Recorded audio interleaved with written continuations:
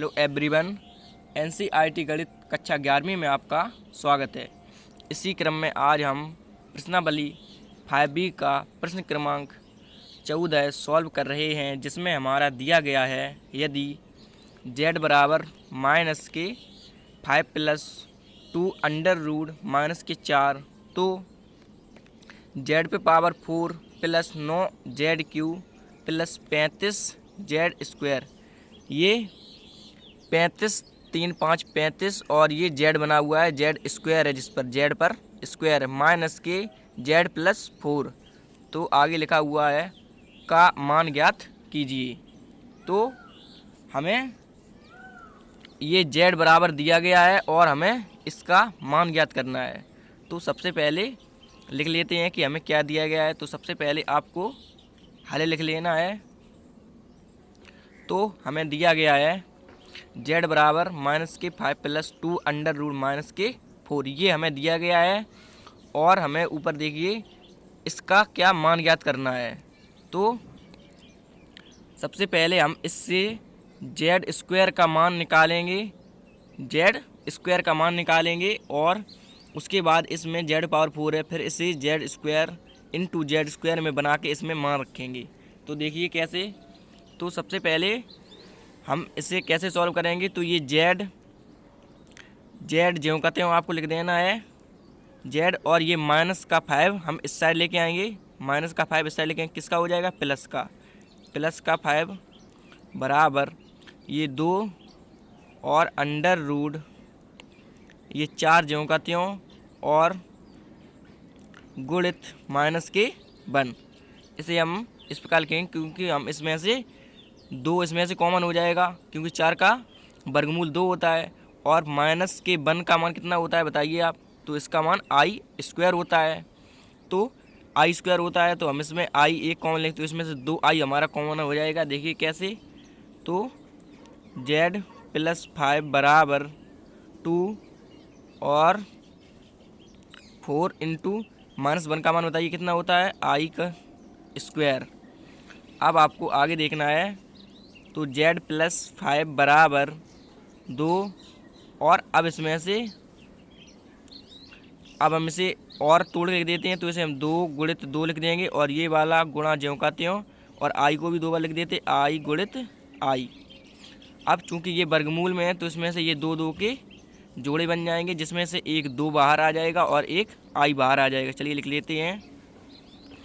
तो z plus के 5 बराबर 2 और इसमें से एक 2 बाहर आ जाएगा और इसमें से एक आई बाहर आ जाएगा।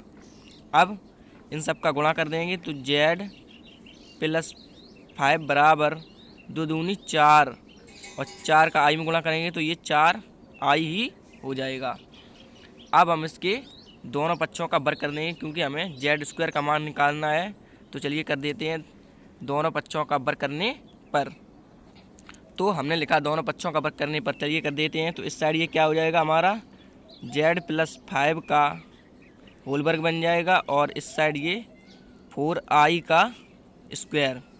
तो अब हम इसमें आप देखिए a प्लस बी या z प्लस 5 यानी कि z प्लस 5 का होल स्क्वायर खोलेंगे तो इसमें फार्मूला हमारा कौन सा लगेगा बताइए आप। तो इसमें हमारा फार्मूला लगेगा a प्लस बी का होल स्क्वायर। तो क्या होता है a square plus B square plus के 2ab।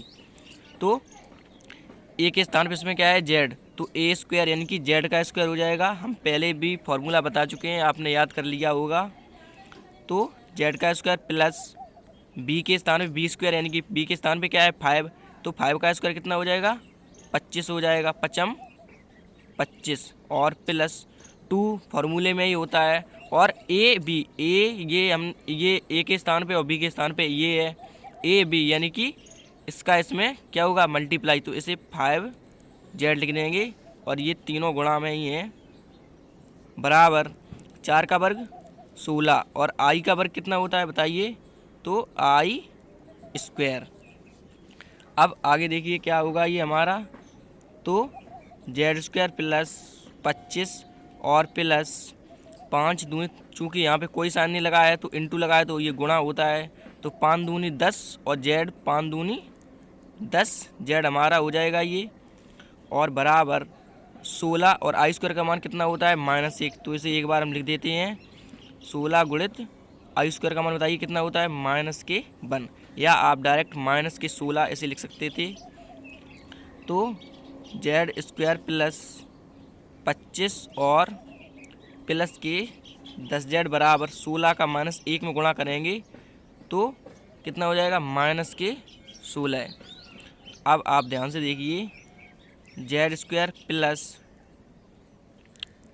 10z और बराबर ये -16 और ये जो प्लस का 25 है हम इस साइड लेके आएंगे, किसका हो जाएगा -25।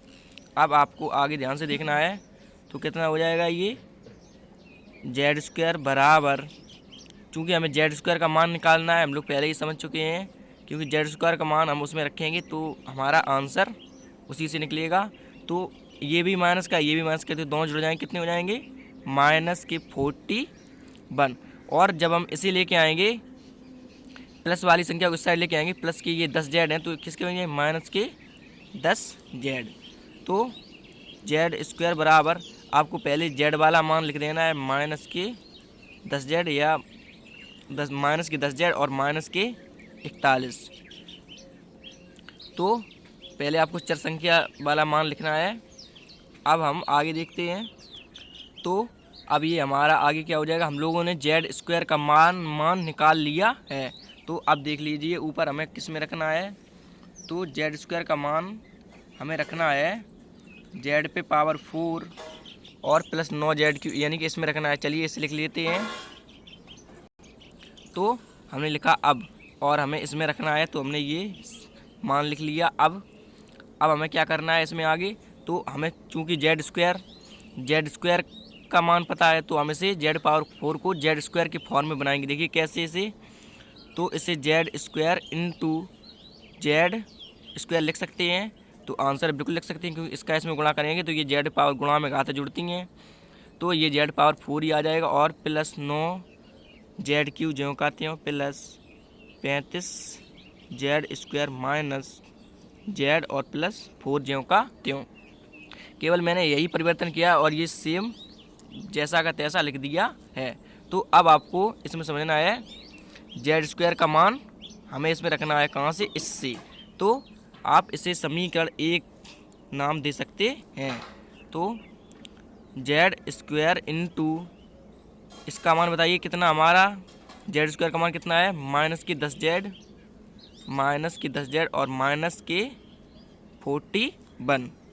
अब आपको आगे देखना है प्लस 9 और ये वाला मान आपको ज्यों का त्यों लिख देना है, plus 9z3 plus 35z square और कितना है -kz और प्लस 4।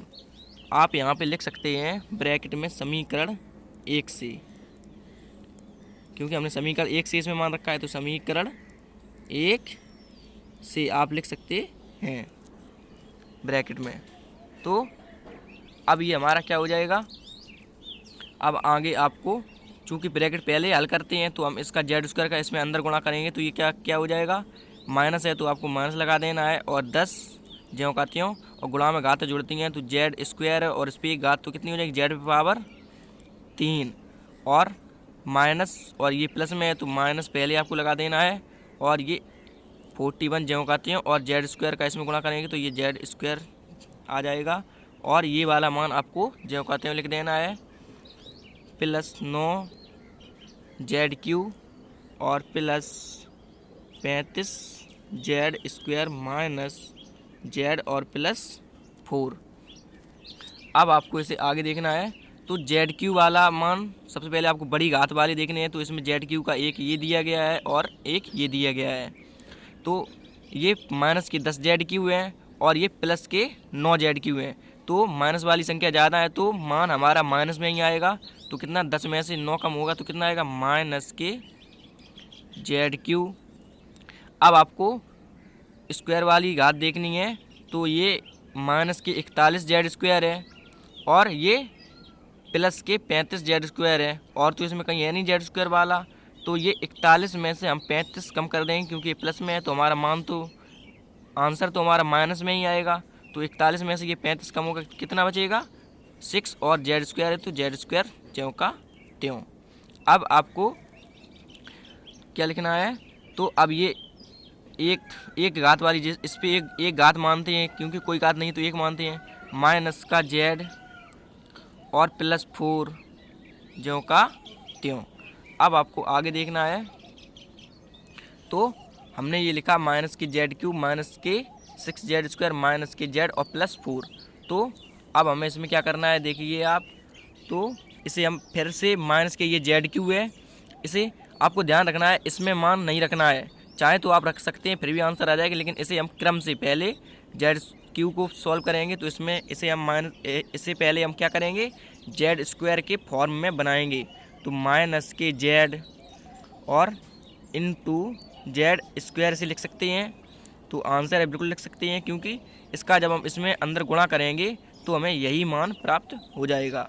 माइनस के 6 जेड स्क्वायर माइनस के जेड और प्लस 4, ये ज्यों का त्यों लिख दीजिए।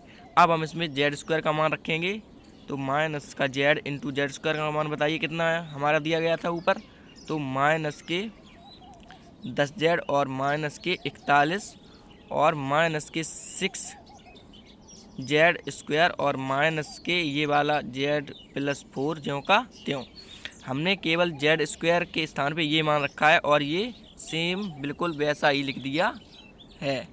तो अब हम इसमें लिख सकते हैं, क्योंकि ये हमारा समीकरण 1 है, तो समीकरण 1 का मान है, तो हम इसमें लिख सकते हैं समीकरण 1 से।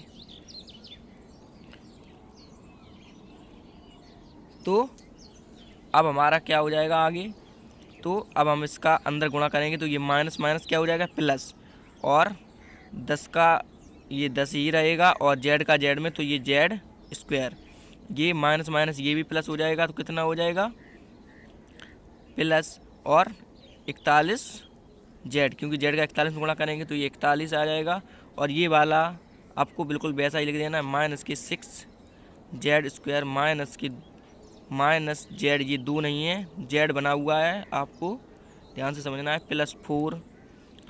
अब हमारा आगे क्या हो जाएगा, अब हम इसमें फिर से हमें ये 10 जेड दिया गया है, 10 जेड स्क्वायर और ये भी स्क्वायर वाला है, तो ये 10 प्लस के हैं और ये माइनस के, तो इसमें से ये 10 में से 6 जाएंगे, कितने बचेंगे 4, और जेड स्क्वायर है तो जेड स्क्वायर लिख दीजिए। और अब हमारा आगे क्या हो जाएगा, ये हमारा 41 जेड था, क्योंकि समझ लीजिए आप जेड का हमने 41 में गुणा किया था, तो ये कितना था 41 जेड। चलिए मैं एक बार फिर से लिख दे रहा हूँ, आपको समझ लेना है, ये 10 जेड स्क्वायर और प्लस ये हमारा 41 यानी कि 41 जेड, और ये माइनस था माइनस, और 6 जेड स्क्वायर माइनस के जेड और प्लस 4। अब आपको आगे इसमें ध्यान से देखना है कि ये 10 जेड स्क्वायर प्लस के हैं और ये माइनस के हैं, तो इसमें से ये कम हो जाएंगे 6 10 में से, तो कितना बचेगा हमारा 4 जेड स्क्वायर, और ये 41 के जेड हैं प्लस के, और ये माइनस का 1 है, तो इसमें से 41 में से 1 कम हो जाएगा, कितना बचेगा प्लस 40 और जेड, और ये प्लस 4 ज्यों का त्यों। अब हमें इसमें जेड स्क्वायर का मान रख देना है, तो जेड स्क्वायर का मान हमारा कितना दिया गया था, तो 4 और इंटू जेड के स्थान पे कितना रखना है, माइनस के 10 जेड, अभी हम लोगों ने ऊपर रखा था माइनस के 10 जेड और माइनस के 41 माइनस 41, और ये वाला प्लस ज्यों का त्यों, और 40 जेड और प्लस 4। अब आपको इसमें लिख देना है समीकरण 1 से, क्योंकि ये हम मान समीकरण 1 से ही रख रहे हैं। तो अब हमारा आगे क्या हो जाएगा, इसमें हम अंदर अब 4 को गुणा करेंगे तो कितना हो जाएगा 10 चौके 40, और माइनस है तो माइनस में ही आएगा 40 जेड और माइनस प्लस, क्योंकि यहाँ पे कोई साइन नहीं है तो प्लस हो जाएगा, और प्लस होता है तो माइनस प्लस ये माइनस हो जाएगा, और इसका जब इसमें गुणा करेंगे तो कितना आएगा हमारा 4 एकम 4 और 4 चौके 16, माइनस के 164 आ जाएगा, और ये वाला प्लस ज्यों का त्यों, और ये 40 जेड और प्लस 4। अब हमें देखना है ये माइनस की 40 की जेड है, ये माइनस के हैं 40Z और ये प्लस के हैं 40Z, तो ये दोनों कैसे हो जाएंगे, कैंसिल हो जाएंगे। और अब ये माइनस के 164 लिख लीजिए, 164, और ये प्लस का 4 हमारा बचा। अब ये माइनस के 164 है और ये प्लस का 4 है, तो हमारा मान तो माइनस में ही आएगा क्योंकि माइनस की संख्या हमारी बड़ी है। तो इसमें से ये 4 कम हो जाएगा तो कितना बचेगा, 160 आ जाएगा। जब 164 में से 4 कम करेंगे तो यही हमारा आंसर हो जाएगा, माइनस की 160। तो चूँकि हमें इसका मान ज्ञात करना था तो हम लोगों ने यही ज्ञात कर लिया है। तो एक बार प्रोसेस समझ लीजिए इसकी क्या है। तो हमें दिया गया था z बराबर माइनस के 5 प्लस 2 अंडर रूट माइनस के 4, ये हमें दिया गया था और हमें इसका मान ज्ञात करना था। तो हमने क्या किया कि इसे माइनस के 5 को इस साइड लेके आए क्योंकि हम जेड स्क्वायर का मान प्राप्त करना था, इस साइड लेके आए। फिर हमने इसे सॉल्व किया तो हमने ये 4i प्राप्त किया, z प्लस 5 बराबर 4i प्राप्त किया। फिर हमने दोनों पक्षों का वर्ग कर दिया, दोनों पक्षों का वर्ग करने पर हमने जेड स्क्वायर का मान निकाला जिसे हमने समीकरण 1 नाम दिया। उसके बाद हमने इसका हमें मान ज्ञात करना था तो हमने यह संख्या लिखी। फिर इसे हमने एक एक घात क्रम से इसे जेड स्क्वायर के फॉर्म में बनाया, फिर इसमें जेड स्क्वायर का मान रखा। फिर पुनः हमने आगे फिर हमने इसे जेड स्क्वायर के फॉर्म में बनाया, मतलब क्रम से घातों को सॉल्व किया। ये नहीं कि इकट्ठा ही हमने जेड स्क्वायर का मान जैसे यहाँ भी दिया गया था तो हम यहाँ भी रख सकते थे, लेकिन हमने नहीं रखा, लेकिन हमने क्रम से इसे सॉल्व किया जिससे हमें सॉल्व करने में आसानी हुई। तो यही हमारा आंसर हो जाएगा। तो आशा करता हूँ कि प्रश्न आपको समझ में आ गया होगा। Thank you.